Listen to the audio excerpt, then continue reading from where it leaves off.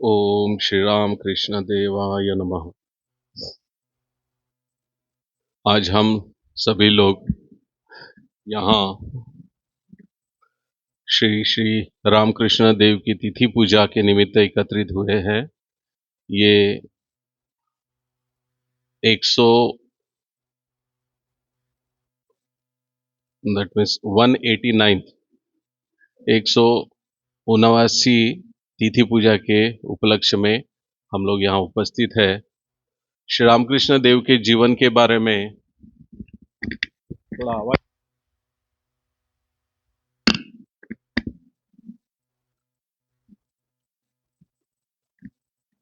श्री रामकृष्ण देव के बारे में हम थोड़े बहुत मात्रा में हम लोग सभी जानते हैं।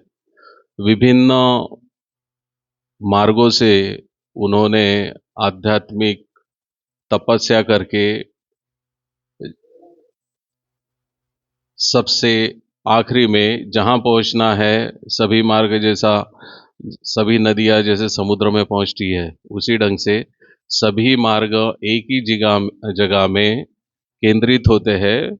उसका प्रत्यक्ष प्रमाण उन्होंने अपने जीवन में विभिन्न मार्गों से तपस्या करके प्रकट करने की कोशिश की।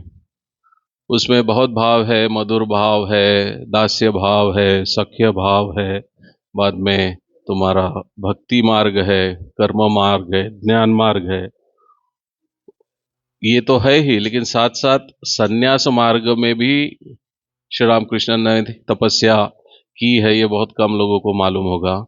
उनके गुरु तोतापुरी जी ये जालंधर निवासी थे और अद्वैत साधना के में वो माहिर व्यक्ति थे उस जमाने के।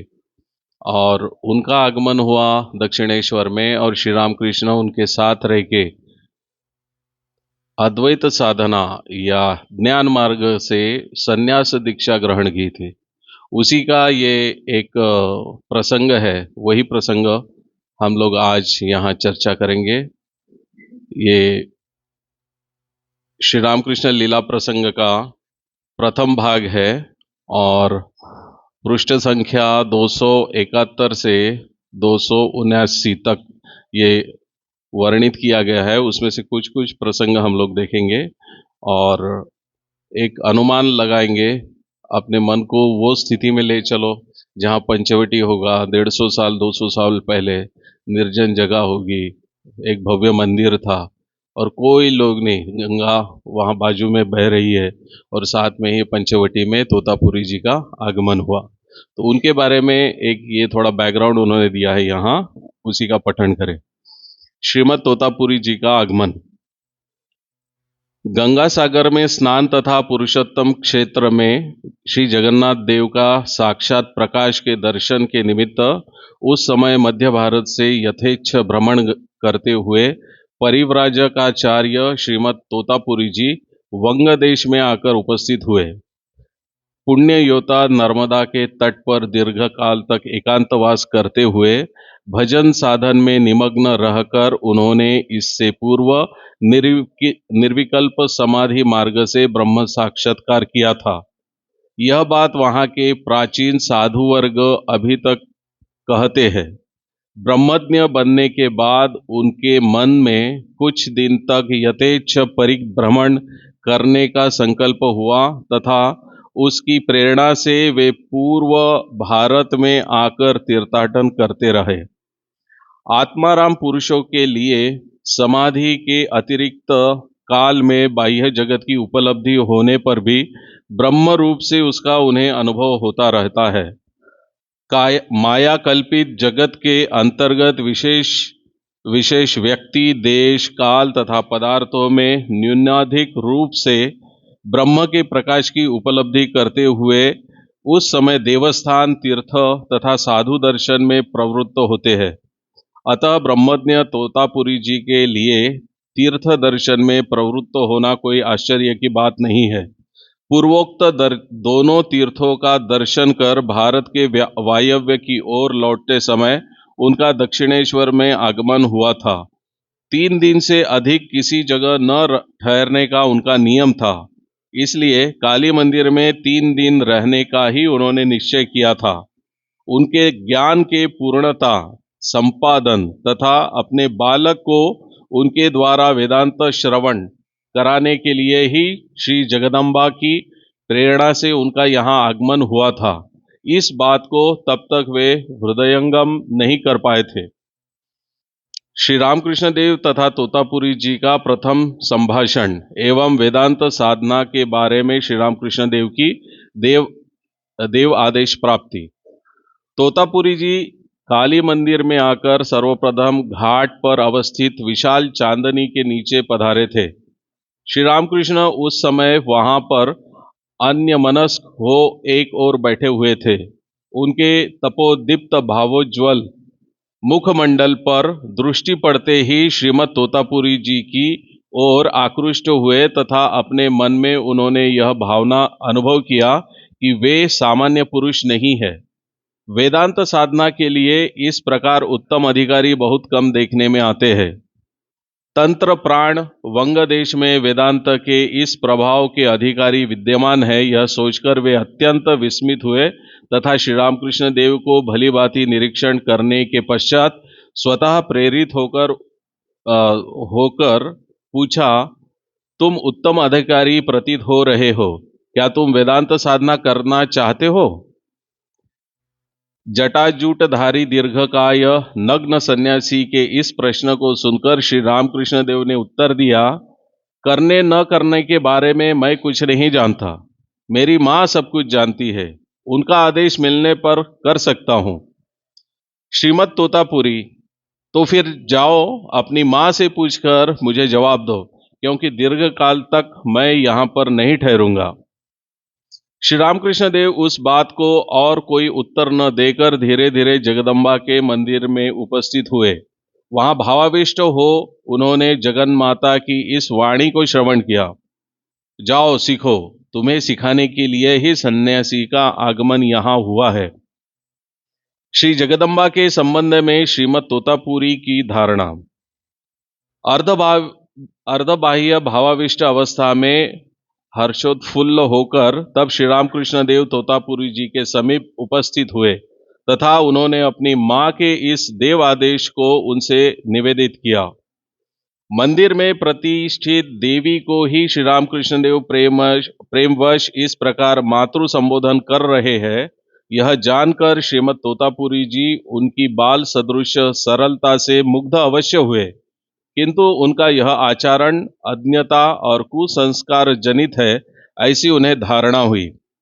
अतः हम यह अनुभव कर सकते हैं कि इस प्रकार के सिद्धांत के फलस्वरूप उस समय उनके ओष्ठ पर करुणा तथा व्यंग मिश्रित मंद हास्य उत्पन्न हुआ होगा, क्योंकि श्रीमद तोतापुरी की तीक्ष्ण बुद्धि वेदांत प्रतिपादित कर्मफल प्रदाता ईश्वर के अतिरिक्त और किसी देव देवी के सम्मुख सिर नहीं झुकाती थी एवं बाह्य ध्यान परायण संयमी साधक के लिए इस प्रकार ईश्वर के अस्तित्व मात्र में श्रद्धापूर्ण विश्वास के अतिरिक्त स्वयं कृपा प्रार्थी बनकर उनकी भक्ति तथा उपासनादि करने की कोई आवश्यकता है, इस बात को स्वीकार नहीं करती थी तथा त्रिगुणात्मिका ब्रह्म शक्ति माया भ्रम मात्र है, ऐसी धारणा कर तोतापुरी जी उनके व्यक्तिगत अस्तित्व को मानना या उनकी प्रसन्नता के निमित्त उपासनादि करना अनावश्यक समझते थे। फलतः अज्ञान के बंधन से मुक्त होने के निमित्त पुरुषार्थ के अवलंबन के सिवा साधक के उपयोगिता को हृदय से अनुभव नहीं करते थे एवं लोग भ्रांत संस्कारवश ही ऐसा किया करते थे, यह उनका मत था। सारांश में यह है कि कभी श्री राम तोतापुरी जी को द्वैत साधना नहीं करने की वजह से द्वैत साधना की जितने भी पद्धतियां हैं उसके बारे में विशेष आकर्षण भी नहीं था, और उसके बारे में यह भी कहना पड़ेगा कि उसका उनको अनुभव नहीं रहने की वजह से उसका गांभीर्य भी उनको ज्ञात नहीं हुआ है। लेकिन श्री रामकृष्ण देव के संपर्क में आने के बाद उन्होंने भी माया को न स्वीकारने वाला वेदांती सन्यासी माया को स्वीकारा आखिरी में, और उसका भी यहाँ उल्लेख है, वो अभी हम लोग आगे देखेंगे। श्री रामकृष्ण देव के गुप्त रूप से संन्यास ग्रहण करने का अभिप्राय तथा उसका कारण। उनके दीक्षा लेकर ज्ञान मार्ग के साधन में प्रवृत्त होने पर श्री रामकृष्ण देव के हृदय के पूर्वोक्त संस्कार शीघ्र ही दूर हो जाएंगे, यह सोचकर तोतापुरी जी उस समय उनसे और कुछ न कहकर अन्य बातों की चर्चा करने लगे तथा उन्होंने कहा, वेदांत साधना में उपदिष्ट व प्रवृत्त होने के पूर्व उन्हें शिखा और सूत्र त्याग कर यथाशास्त्र संन्यास ग्रहण करना पड़ेगा। श्री रामकृष्ण देव इस बात को स्वीकार करने में कुछ संकोच का अनुभव करते हुए बोले, यदि गुप्त रूप से यह कार्य हो सकता हो तो उन्हें कुछ आपत्ति भी नहीं है, किंतु प्रकट रूप से उसका आचरण कर उनकी संतप्ता वृद्धा जननी के हृदय में चोट पहुंचाने के लिए वे कदापि समर्थ नहीं होंगे। यह सुनकर तोतापुरी उनके अभिप्राय को समझ गए और बोले, ठीक है, शुभ मुहूर्त उपस्थित होने पर मैं तुमको गुप्त रूप से ही दीक्षा प्रदान करूंगा। यह कहकर पंचवटी के नीचे आकर उन्होंने अपना आसन बिछाया। श्री रामकृष्ण देव द्वारा संन्यास दीक्षा ग्रहण करने के पूर्ववर्ती कार्यों का संपादन। तदनंतर शुभ दिन जानकर श्रीमद तोतापुरी ने श्री रामकृष्ण देव को पितृ पुरुषों की तृप्ति के लिए श्राद्धादि क्रिया संपन्न करने का आदेश दिया एवं यह कार्य उत्पन्न होने पर शिष्य की अपनी आत्मा की तृप्ति के निमित्त उन्होंने विधिवत पिंडदान कराया, क्योंकि संन्यास दीक्षा ग्रहण करने के समय साधक भू आदि समस्त लोगों की प्राप्ति की आशा व अधिकार पूर्णतया त्याग देते हैं। इसलिए शास्त्र ने उससे पूर्व उनको स्वयं अपना प्रेत पिंड प्रदान करने का निर्देश किया है। श्री रामकृष्ण देव ने जब उनको गुरु रूप में वरण किया है, उस समय निसंकोच भाव से उनके समीप आत्मसमर्पण कर उनके आदेशों का अपार विश्वास के साथ पालन किया है। अतः इतना कहना ही पर्याप्त है कि श्रीमद तोतापुरी उस समय उनको जो कुछ करने को कह रहे थे, अक्षरशः वे उसका अनुष्ठान कर रहे थे। श्राद्धादि पूर्वकृत्य संपन्न करने के तदनंतर वे संयत होकर पंचवटी स्थित अपने साधन कुटीर में गुरुदेव द्वारा निर्दिष्ट द्रव्यों का संग्रह कर आनंद पूर्वक शुभ मुहूर्त की प्रतीक्षा करने लगे। तदनंतर रात्रि प्रतीत होकर शुभ ब्राह्म मुहूर्त के उदय होने पर गुरुदेव एवं शिष्य दोनों उस कुटीर में उपस्थित हुए। पूर्व कृत्य संपन्न करने के बाद होमाग्नि प्रज्वलित की गई तथा ईश्वरार्थ सर्वत्व त्याग रूप जो व्रत सनातन काल से गुरु परंपरा द्वारा प्रचलित है और जिससे भारत को अभी तक ब्रह्मज्ञ पदवी से सुप्रतिष्ठित कर रखा है, उस त्याग व्रत का अवलंब करने से पूर्व उच्चारण किए जाने वाले मंत्रों की पवित्र गंभीर ध्वनि से पंचवटी का उपवन गूंज उठा। पुण्य सलीला भगीरथी के स्नेहपूर्ण कंपित वक्षस्थल पर उस ध्वनि के सुखमय स्पर्श ने मानो नवीन जीवन का संचार किया एवं युग युगांतर के अलौकिक साधक दीर्घकाल तत्पश्चात पुनः भारत तथा समग्र जगत के बहुजन हिताय सर्वस्व त्याग स्वरूप व्रत ले रहे हैं। इस संसार को सुनाने के लिए ही मानो भगीरथी आनंद कल ध्वनि करती हुई दिगंत की ओर प्रवाहित होने लगी। गुरुदेव मंत्रपाठ करने में प्रवृत्त हुए। शिष्य एकाग्र चित्त से उसका अनुसरण कर उन वाक्यों का उच्चारण करते हुए अग्नि में आहुति प्रदान करने को प्रस्तुत हुए। सर्वप्रथम प्रार्थना मंत्रों का उच्चारण किया गया। संन्यास ग्रहण के पहले प्रार्थना मंत्र परब्रह्म तत्व मुझे प्राप्त हो, ब्रह्मादि लक्षणोपेत वस्तु मुझे प्राप्त हो, अखंड एक रस मधुमय ब्रह्म वस्तु मुझे प्राप्त हो, प्रकट हो। इस ढंग के ये बहुत सारे श्लोक है जो हर संन्यास जब हर साल होता है बेलूर मठ में और बाकी भी संन्यास आश्रमों में होता है, इसका पहले उच्चारण करना होता है। गुरु उच्चारण करते हैं और उसके बाद शिष्य उसका अनुसरण करते हैं। इस ढंग से ये कुछ संन्यास मंत्र है। उसके बाद संन्यास ग्रहण करने से पहले होने वाला विरजा होम का सार्थक। संन्यास मंत्र या संन्यास दीक्षा विरजा होम होने के बाद ही समाप्त होता है। तो विरजा होम के भी कुछ मंत्र है वो मंत्र का उच्चारण करके शिष्य उसको दोहराते हुए इसका भी विरजा होम भी हुआ। उसके बाद श्री रामकृष्ण देव का शिखा सूत्र त्याग कर संन्यास ग्रहण। इस प्रकार अनेक आहुतियां प्रदान करने के पश्चात भू आदि समस्त लोगों की प्राप्ति की आशा में इसी समय परित्याग कर रहा हूं तथा जगत के समस्त भूतों को मैं अभय प्रदान कर रहा हूं, यह कहकर यज्ञ परिसमाप्त हुआ। तदनंतर शिखा सूत्रादि की विधिवत आहुति देने के उपरांत चिर प्रचलित एवं साधक परंपरा द्वारा आचारित कौपिन, काषाय वस्त्र तथा नाम से विभूषित होकर श्री रामकृष्ण देव श्रीमद तोतापुरी जी से उपदेश ग्रहण करने के निमित्त उपविष्ट हुए।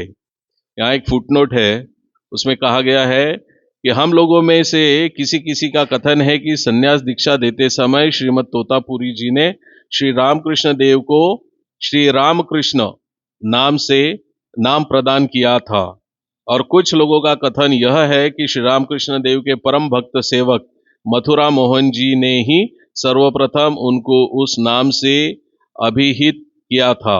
पहला अभिमत हमें समाचीन प्रतीत होता है। श्री रामकृष्ण देव को परब्रह्म स्वरूप अवस्थित होने के लिए श्रीमद तोतापुरी जी की प्रेरणा। अब ये तो विधि हो गई, अभी साक्षात उसको विधि को आचरण में लाना, यानी संन्यास होने के बाद समाधि के लिए या ध्यान के लिए बैठना, ये प्रसंग आता है।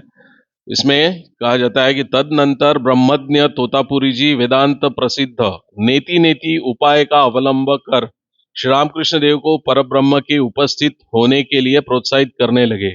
उन्होंने कहा, नित्य शुद्ध बुद्ध मुक्त स्वभाव देश कालादि द्वारा सर्वदा अपरिच्छिन्न एकमात्र ब्रह्म वस्तु ही सत्य है।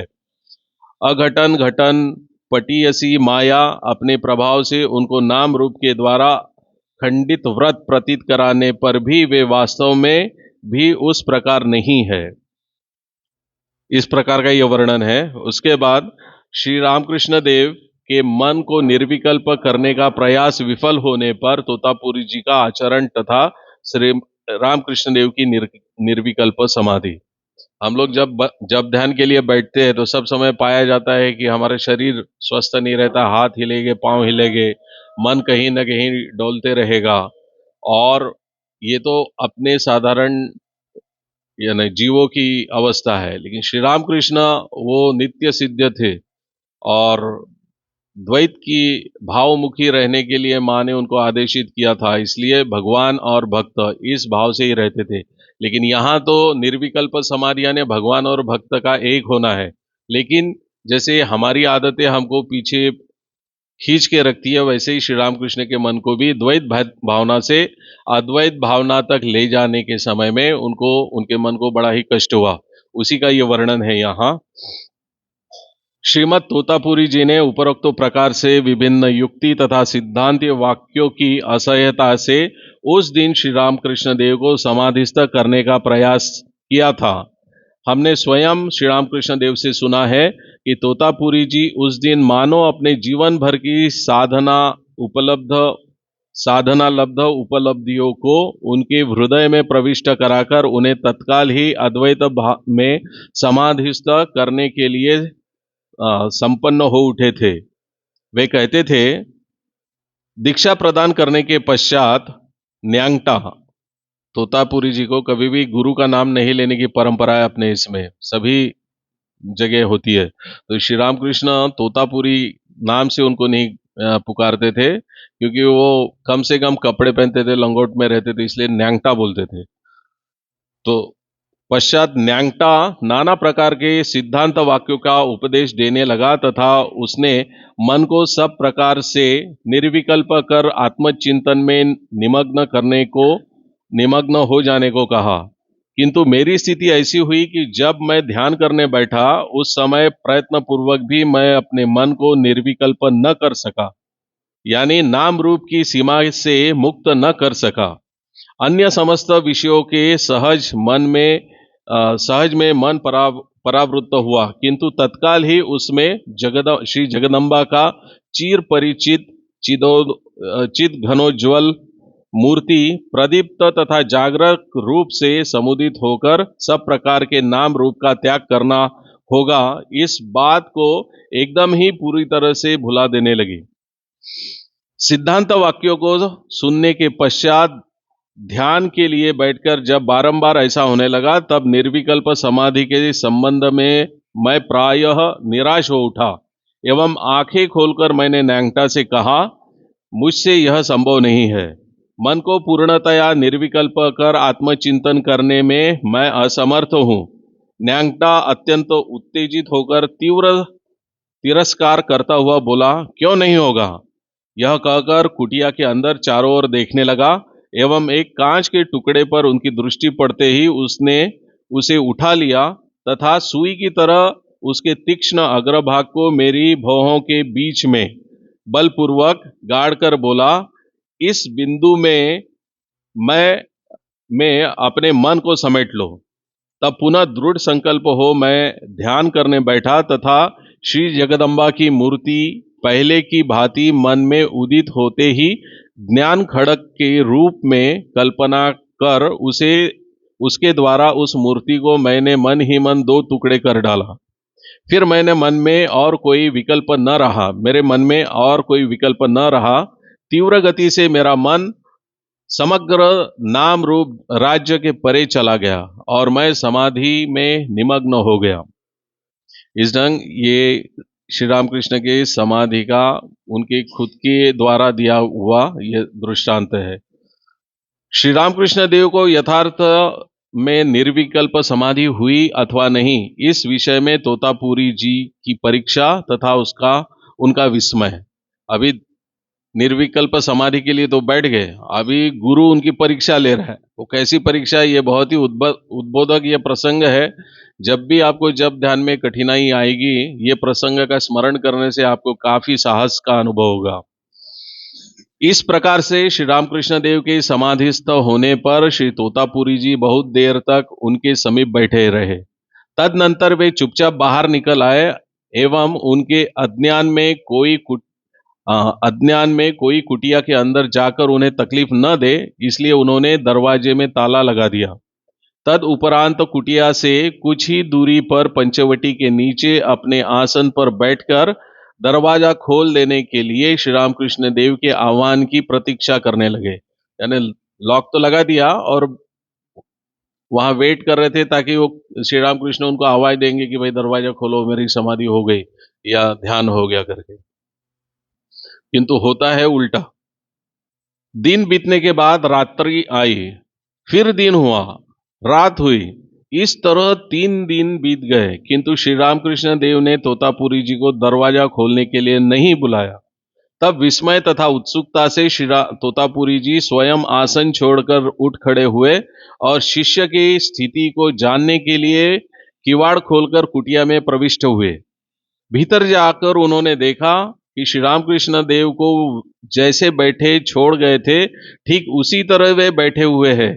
शरीर में प्राण का चिन्ह तक नहीं, किंतु उनका मुखमंडल प्रशांत, गंभीर तथा ज्योतिपूर्ण है। उनको यह विदित हो गया कि शिष्य बाह्य जगत के संबंध में संपूर्ण मृतप्राय बन चुका है। निवांत निष्कंप प्रदीप की भांति उनका चित्त ब्रह्म में लीन होकर अवस्थान कर रहा है।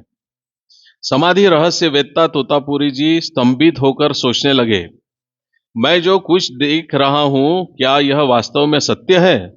40 वर्ष तक कठोर साधना करने पर मुझे अपने जीवन में जिस वस्तु की उपलब्धि हुई है, क्या इस महापुरुष ने सचमुच एक ही दिन के अंदर उस पर अपना अधिकार जमा लिया है? संशयान्वित होकर तोतापुरी जी पुनः परीक्षा करने प्रवृत्त हुए। अत्यंत तत्परता के साथ शिष्य के शरीर पर प्रकटित लक्षणों की वे पर्यालोचना करने लगे। हृदय स्पंदित हो रहा है या नहीं, नाक द्वारा श्वासोच्छ्वास हो रहा है या नहीं, इस बात की विशेष रूप से उन्होंने परीक्षा की।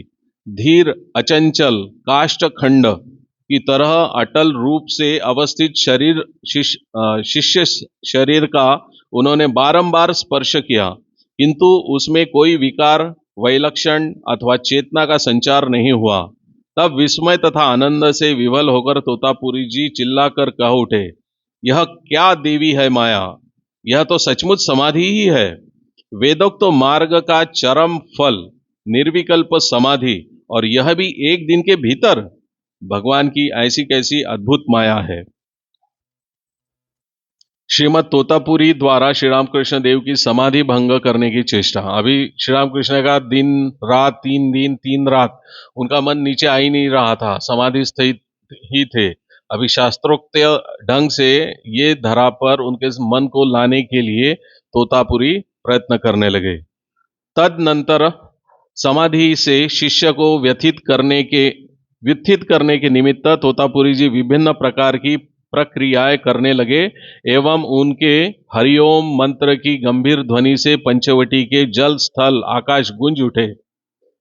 शिष्य प्रेम में मुग्ध होकर तथा निर्विकल्प भूमि में शिष्य को दृढ़ प्रतिष्ठित करने की आकांक्षा से श्रीमद तोतापुरी जी वहां पर किस प्रकार दिन व्यतीत करने लगे थे, यह श्री रामकृष्ण देव की सहायता से कैसे अपने आध्यात्मिक जीवन को उन्होंने सर्वांग पूर्ण किया था, इसको हमने अन्यत्र विस्तार पूर्वक कथन किया है, अतः अभी यहां पर उसका उल्लेख नहीं कर रहे हैं।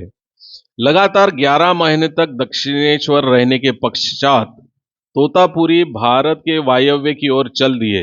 ठीक इस घटना के बाद ही श्री रामकृष्ण देव के मन में निरंतर निर्विकल्प अद्वैत भूमि में रहने के दृढ़ संकल्प का उदय हुआ। किस तरह उन्होंने उस संकल्प को कार्य रूप में परिणत किया था, जीव कोटि के अंतर्गत साधकों का तो कहना ही क्या। अंतर्गत अवतार सदृश उच्च अधिकारी वर्ग भी दीर्घकाल तक जिस घनीभूत द्वैतावस्था में नहीं रह पाते, निरवच्छित रूप से उस भूमि में 6 महीने तक उन्होंने कैसे अवस्थान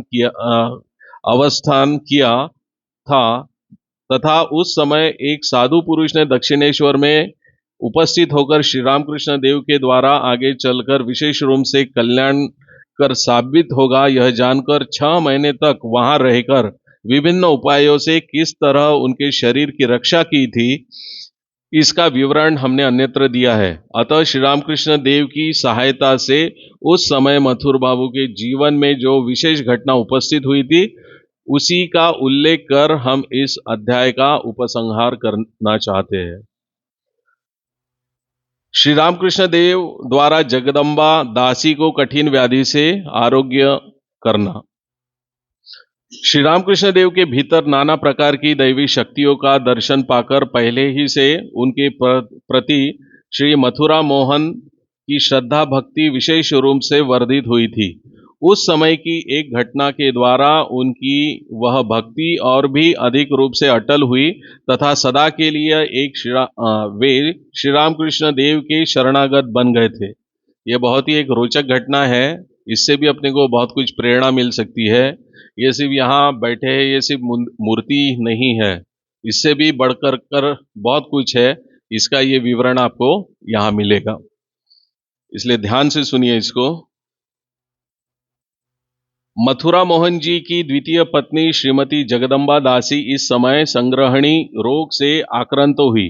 रोग क्रमशः इतना अधिक बढ़ गया था कि कलकत्ते के प्रसिद्ध वैद्य डॉक्टर उनके उपचार के संबंध में पहले संशयान्वित तथा बाद में हताश हो गए। यानी डॉक्टरों ने बहुत कुछ इलाज किया लेकिन कुछ फल नहीं मिल रहा था। हमने श्री रामकृष्ण देव से सुना है कि मथुरा मोहन जी देखने में रूपवान थे, किंतु गरीब घराने में उनका जन्म हुआ था। उनको रूपवान देखकर ही रानी रासमणी ने सर्वप्रथम उनके साथ अपनी तीसरी पुत्री श्रीमती करुणामयी का विवाह किया था, तथा उसी पुत्री के देहांत हो जाने पर पुनः उन्होंने अपनी छोटी पुत्री जगदम्बा दासी के साथ उनका विवाह कर दिया था। अतः विवाह के पश्चात ही श्री मथुरा मोहन जी की स्थिति में परिवर्तन हुआ था और वे स्वयं अपनी बुद्धिमत्ता तथा कार्यकुशलता के द्वारा क्रमशः अपनी सास के प्रिय पात्र हो गए थे। तदनंतर रानी रासमणी की मृत्यु के पश्चात किस तरह रानी की जमीन जायदाद आदि की देखभाल करने में उनको एकाधिपत्य प्राप्त हुआ था, यह पहले के पाठकों को कह चुके हैं।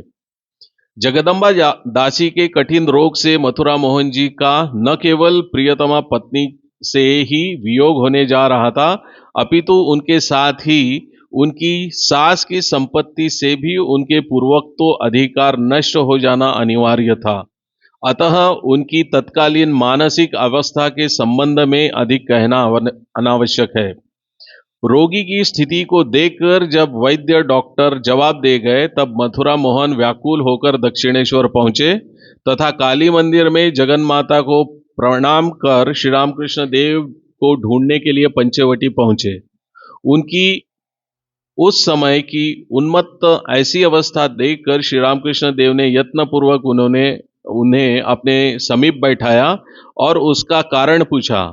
तब मथुरा मोहन उनके चरणों में गिर पड़े और आंखों से आंसू भर गदगद कंठ से सारी बातें निवेदन कर अत्यंत दीनता के साथ कहने लगे, मेरा जो कुछ होतव्य है वही होने जा रहा है, किंतु बाबा मुझे तुम्हारी सेवा के अधिकार से भी वंचित होना पड़ेगा।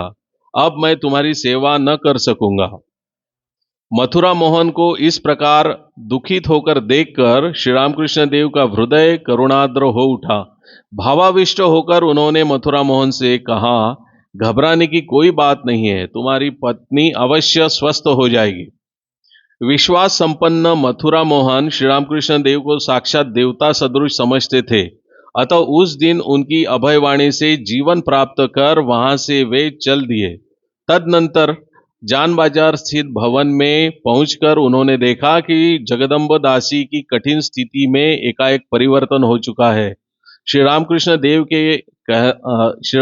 देव कहते थे, उस दिन से जगदम्बा दासी का रोग धीरे धीरे घटने लगा और उसके उस रोग का भोग अपने शरीर के तरफ दिखाकर इस देह पर होता रहा।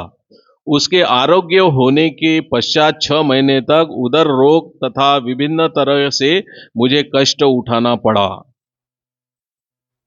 एक दिन श्री रामकृष्ण देव ने अपने प्रति मथुरा मोहन की अद्भुत प्रेमपूर्ण सेवा का वर्णन करते हुए हमसे उपरोक्त घटना का उल्लेख कर कहा था, मथुर ने क्या वैसे ही 14 वर्ष तक सेवा की थी?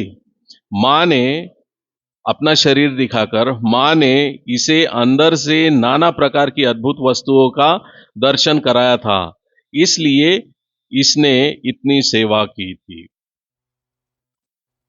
श्री रामकृष्ण देव के जीवन में ऐसे बहुत सारे प्रेरक घटना है कि आज के ये क्या बोलेंगे उसको अविश्वासपूर्ण जगत में, जहां भगवान पे श्रद्धा नहीं, भगवान पे श्रद्धा है तो उसको कंटिन्यू करने की कैपेसिटी नहीं, और कंटिन्यू कर सके तो मन में डाउट आना, ये सब विभिन्न जो टर्मोइल चलता है मन में, उसमें भी एक संग होके कैसे आगे बढ़ते रहना चाहिए, ये श्री रामकृष्ण लीला प्रसंग के विभिन्न ये जो प्रसंग है उस पर से हमें प्रेरणा दे सकता है। दूसरी एक बात कहते हैं कि तोतापुरी जी जब ये सब कुछ हो गया और बोले अभी मेरा शरीर का रखने में कोई मतलब नहीं है, तो मैं ये शरीर समुद्र में त्याग करता हूं करके वो समुद्र के पानी में जल समाधि लेने के लिए समुद्र के पानी की तरफ बढ़ने लगे। जैसे जैसे आगे जा रहे हैं तो जनरली क्या होता है, हम लोग देखते हैं कि समुद्र में जाते हैं तो पानी धीरे धीरे बढ़ते बढ़ते उसकी डेप्थ बढ़ती है, लेकिन तोतापुरी जा रहे लेकिन घुटने के ऊपर पानी ही नहीं बढ़ रहा है। 1 किलोमीटर गए होगे, 2 किलोमीटर गए होगे, वो तो पानी तो कितना ऊपर जाना चाहिए ना, फिर भी 2 किलोमीटर भी हो गया, 1 किलोमीटर भी हो गया, लेकिन घुटने के ऊपर तोतापुरी जी को वो पानी नहीं मिल रहा है। तब वो बोले कि कैसी माया है, और तब जगन माता को उन्होंने साक्षात यानी क्या बोलते हैं माना, यानी ये द्वैत भाव और अद्वैत भाव ये दोनों का तोतापुरी जी को जब उसका ज्ञान हुआ तब वो चले गए वायव्य में पंजाब जालंधर के तरफ। और ये तोतापुरी जी है ये पूरी संप्रदाय के हैं, इसलिए रामकृष्ण मिशन के साधु ये सब पूरी संप्रदाय के हैं। 10 संप्रदाय है सन्यासियों के, उसमें से एक पूरी संप्रदाय है, भारती है, और भी बहुत कुछ है, तो उनमें से पूरी संप्रदाय का हम लोगों का ये है। और पूरी संप्रदाय में दंड ग्रहण करने की भी प्रथा है। आप देखोगे रामकृष्ण मिशन में सन्यास होने के समय में दंड दिया जाता है, और काम के स्वरूप देखते हुए भविष्य में स्वामी जी ने वो दंड ग्रहण करने के बाद गंगा में इमीडिएटली विसर्जित करने की एक प्रथा है। हम लोगों का संन्यास होता है तो हमारा जो दंड मिलता है, जैसे पुरी के शंकराचार्य वगैरह देखते हैं दंडधारी होते हैं, हम लोग भी दंडधारी है, लेकिन मॉडर्न एज में दंड का व्यत्यय होगा, इसलिए कितने विजुअलाइजिंग फैक्ट यानी मेंटालिटी के स्वामी जी थे, उन्होंने वही दंड समर्पित कर दिया। इसीलिए हम लोगों के पास कोई दंड नहीं रहता है, कोई कुछ नहीं रहता है, सिंपल वे से रहते हैं। लेकिन ये जो भाव ग्रहण करने की बात है, जो सिंसियरिटी की बात है, जो बोलते हैं कि भाई पूरा 200% कमिटमेंट, 200% कमिटमेंट देने की भाव है, ये रामकृष्ण मिशन के साधुओं से सीखने लायक बात है। दूसरी बात एक है कि आपको फेमस हो रहे नहीं हो रहे, लेकिन एक संघ ठाकुर की सेवा करना, ये रामकृष्ण संघ ये ठाकुर का शरीर मानते हैं। हम लोग जब ब्रह्मचारी थे हम लोगों को बताया गया कि यहाँ सेवा देना है, यानी श्री रामकृष्ण की सेवा देना है, और इस भाव से यदि हर एक जन करने लगा तो उसकी सेवा दृढ़ दृढ़ होते जाती है।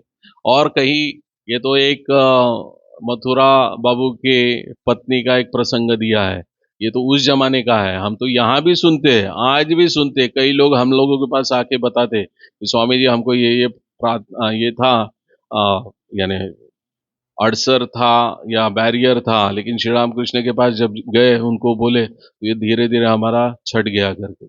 यह अभी भी उतने ही पावरफुल है जितने वो मथुरा मोहन जी के समय में थे, स्वामी जी के समय में थे। इसलिए, और ये हम लोगों का भाग्य है कि चंबल क्षेत्र में उनका अवतरण हुआ है, और ये चंबल क्षेत्र में श्री राम कृष्ण का भावधारा का प्रचार करना, ये अपने व्यवहार से, वाणी से लोगों को एक एग्जाम्पल देना, और लोगों हम लोगों के कांटेक्ट आके, आप लोगों के कांटेक्ट में आके उनके मन में भी शांति और प्रसन्नता का भाव उत्पन्न होना, यही श्री राम कृष्ण की सच्ची सच्ची सेवा है। तो आओ आज हम यही प्रण करते हैं कि हमारे द्वारा, हमारे ये शरीर से जब तक हम रामकृष्ण मिशन के संपर्क में है, डायरेक्ट आना है नहीं आना होता है वो अपरोक्ष बात है, सबको ही यहाँ आना संभव नहीं होता है, लेकिन जहाँ जो है श्री रामकृष्ण का नाम स्मरण करके वहाँ की वातावरण तन्मात्राएं पवित्र रखना, और वो तन्मात्राएं का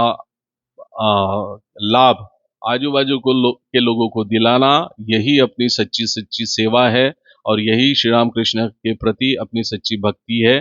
ऐसा समझकर अपने आप को उसमें समर्पित करो, और आप देखोगे धीरे धीरे धीरे धीरे जो क्या बोलेंगे, मन का मन का चंचल स्वभाव जो है वो धीरे धीरे शांत होते जाता है।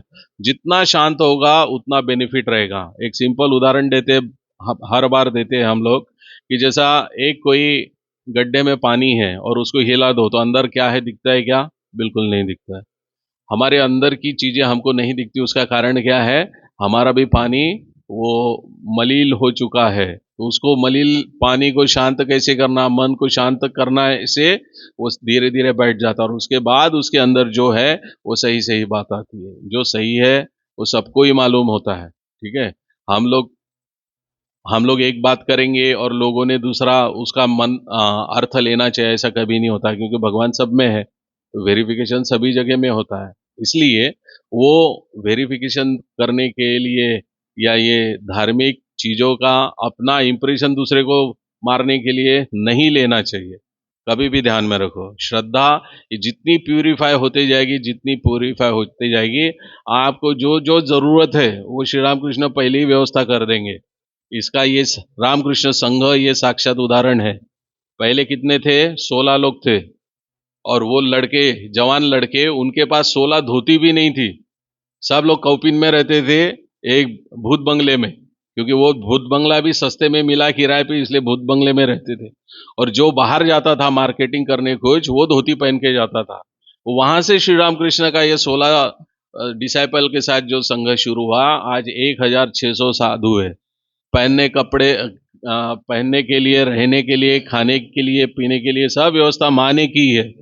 माँ यहाँ जब गई थी तीर्थाटन में, बोध गया में, तो वहाँ बुद्ध विहारों में साधुओं के लिए अच्छी व्यवस्था, उनका रहने के लिए सेपरेट रूम वगैरह देके माँ ने वहाँ प्रार्थना किया। कि আমার ছেলে গাছ তেলের সাধু হবে না, ওনাদের জন্যে মিনিমাম বেয়ার ভালো মন্দ খাওয়ার জন্যে থাকার জন্যে ব্যবস্থা করে দিন। ऐसा माँ ने हम लोगों के लिए व्यवस्था किया, प्रार्थना किया, इसलिए हम लोगों को ये मिल रहा है, इजंट इट? तो एक एक प्रार्थना का क्या महत्व है, क्या पावर है, ये आप अपने जीवन में भी अनुभव कर सकते। लेकिन उसमें एक है, डाउट करने की जरूरत नहीं होना। उखल में सर डाला तो मुसल से क्या डरना। श्रद्धावान लभते ज्ञानम तत्परम संयतेन्द्रियम, ज्ञानम लब्ध्वा परा शांतिम अचिरेणाधि गच्छति। यानी बड़े लोगों ने दिखाए हुए मार्ग पे श्रद्धा पूर्वक चलना, उन्हीं को ज्ञान प्राप्त होता है। ज्ञान प्राप्त होने से क्या होगा? जहां ज्ञान है वहां आनंद है, वहां लक्ष्मी है, सभी आता है। इसीलिए ज्ञान प्राप्ति के पीछे पड़ो, पैसे के पीछे नहीं पड़ो, पैसा वैसे ही आ जाएगा। इसलिए श्रद्धावान लभते ज्ञानम तत्परम, ज्ञान कैसे मिलेगा? होमवर्क कर रहे, आराम से कर रहे, 1 महीने के बाद कर रहे, नो ज्ञान, है ना। या ड्यूटी है, आपकी जो ड्यूटी है, आप जो काम कर रहे हैं उसको आप पोस्टपोन कर रहे हो, ज्ञान नहीं मिलेगा। ये ज्ञान उसी को मिलेगा जो तत्पर है, अलर्ट है, और अलर्ट होके जो करेगा उसी का ज्ञान फलद्रूप होगा।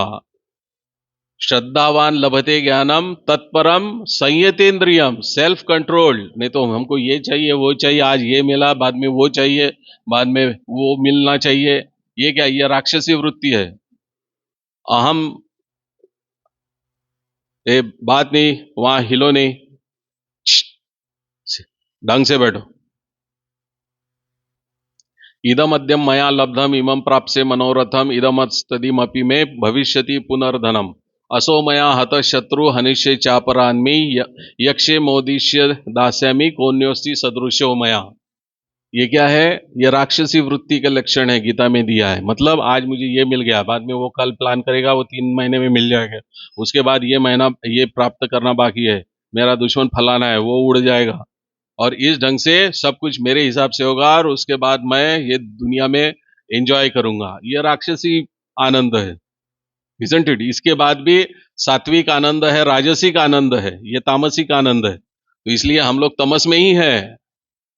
सात्विक और तामसिक, ये क्या राजसिक और सात्विक यहां तक पहुंचे ही नहीं है। ये कैसा है मालूम है? कि जैसे एक बड़े गोडाउन में गेहूं या चावल रखा जाता है, और उसको वो चूहे डिस्टर्ब ना करे करके सामने मुरमुरा के कुछ ये डाले जाता है। वो चूहा आता है, मुरमुरा भरपेट खा के मजा करता, वाह वाह वाह, आज मेरा दिन बड़ा मजे में गया। अरे भाई, वो तो तुम मुरमुरा ही मिला है, मेन चीज तो असल में अंदर है।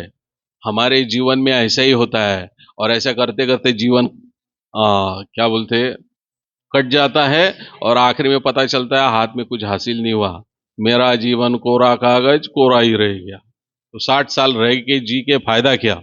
इसलिए सब समय विवेक जागरूक रखना होगा, और देखना है कि कहीं हमारे हाथ से कुछ गलती तो नहीं हो रही है, कहीं रॉन्ग डायरेक्शन में तो नहीं जा रहे, कहीं गली सिलेक्शन में गलत हुआ, ध्यान नहीं दिया और भलते ही 1 वे ट्रैफिक में चले गए, बाद में वापस आके फिर से हाईवे में जाते जाते अपने साथ वाले कहाँ के कहाँ पहुंच जाएंगे।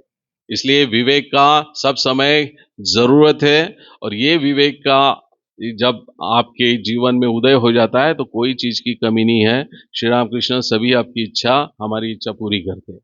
आइए यहीं हम लोग आज रुकते हैं। ओम शांति शांति शांति। हरि ओम तत्सत। श्री राम कृष्णार्पणमस्तु।